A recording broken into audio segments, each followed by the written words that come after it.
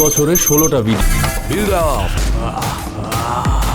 বছরের অধিকাংশ সময় বাংলাদেশের প্রেক্ষাগৃহগুলো যেন এক ঘুমন্ত নদী, নীরব ও প্রাণহীন।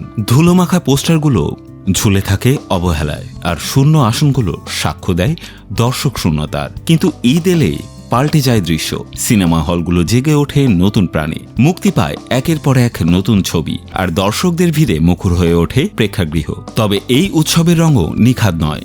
আছে প্রেক্ষাগৃহের সংকট, বুকিং এজেন্টের খামখেয়ালি, কম প্রচারণা, আর সিনেমা মুক্তির শেষ মুহূর্তে পিছু হটার মিছিল। ঘোষণায় ছিল 12টি সিনেমা, কিন্তু শেষমেশ ঈদের লড়াইয়ে টিকে রইল মাত্র 7টি সিনেমা।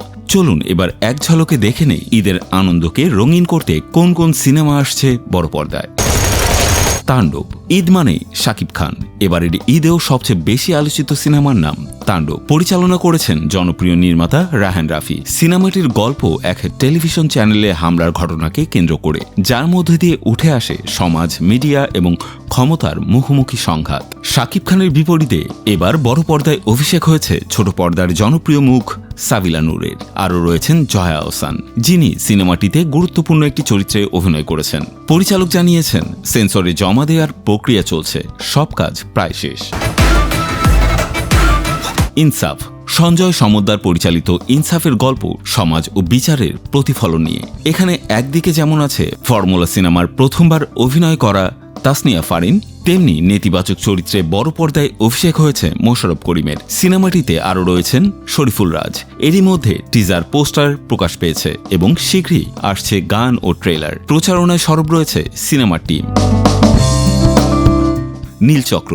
আধুনিক সময়ের অন্যতম আলোচিত বিষয় সাইবার ক্রাইম নিয়ে তৈরি হয়েছে আরিফিন শুভ ও মন্দিরা চক্রবর্তীর নীলচক্র। পরিচালনায় মিঠু খান। ইতিমধ্যে এটি প্রিমিয়ার হয়েছে আমেরিকার ফিল্ম মার্কেটে। পরিচালক জানিয়েছেন প্রথম সপ্তাহে সিনেমাটি শুধু সিনেপ্লেক্সে মুক্তি পাবে। প্রচারণার জন্য সাজানো হয়েছে পরিকল্পিত ক্যালেন্ডার। টগর।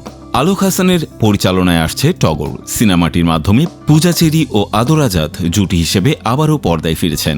অ্যাকশন ও থ্রিলারধর্মী গল্পের সিনেমাটি নিয়ে চলছে পুরোদমে প্রচার। প্রকাশ পেয়েছে টিজার, গান ও পোস্টার।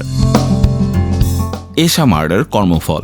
আজমেরি হক বাঁধন এবার আসছেন পুলিশের ভূমিকায়। এশা মার্ডার কর্মফল সিনেমায় 3টি খুনের রহস্যের তদন্তে নামেন তিনি। পরিচালনায় রয়েছেন সানি সানোয়ার।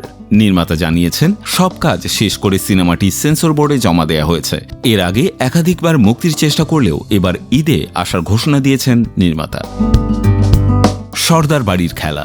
সরকারি অনুদানে নির্মিত সর্দার বাড়ি খেলা সিনেমাটি পরিচালনা করেছেন রাখাল সবুজ। সিনেমাটিতে শবনম বুবলির বিপরীতে রয়েছেন জিয়াউল রোশন। আগে এর নাম ছিল পুলসিরাত। সেন্সর ছাড়পত্র পাওয়ার পর এখন চলছে হল বুকিং। প্রকাশ পেয়েছে পোস্টার, আসছে টিজার ও গান।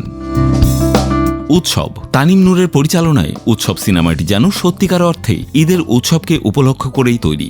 নাট্যাঙ্গনে তারকা জাহিদ হাসান, অপি করিম, সাদিয়া ইমান সহ 90-এর দশকের অনেক চেনা মুখ ফিরিয়ে আনা হয়েছে বড় পর্দায়। নির্মাতা জানিয়েছেন ঈদের সিনেমা মুক্তির উৎসব হলেও ঈদ নিয়েই তো কোনো সিনেমা ছিল না, সেই চিন্তা থেকেই উৎসব নির্মাণ করা হয়েছে।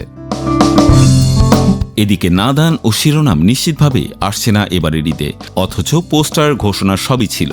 আর পিনিক, আলী, গোয়ার এই 3টি সিনেমার খবর নেই অনেকদিন। প্রচারণায় নীরবতা, আর দর্শকও ধীরে ধীরে মুখ ফিরিয়েছে। এখন অপেক্ষা 7টি সিনেমা, 7টি গল্প, 7 রকম স্বাদ। প্রেক্ষাগৃহ কম, প্রতিযোগিতা তীব্র, কিন্তু প্রত্যাশা বিশাল। তাহলে এই ঈদে আপনার পছন্দের সিনেমা কোনটা? অ্যাকশন না থ্রিলার, সাসপেন্স নাকি রোমান্স? অবশ্যই জানাবেন কমেন্ট বক্সে।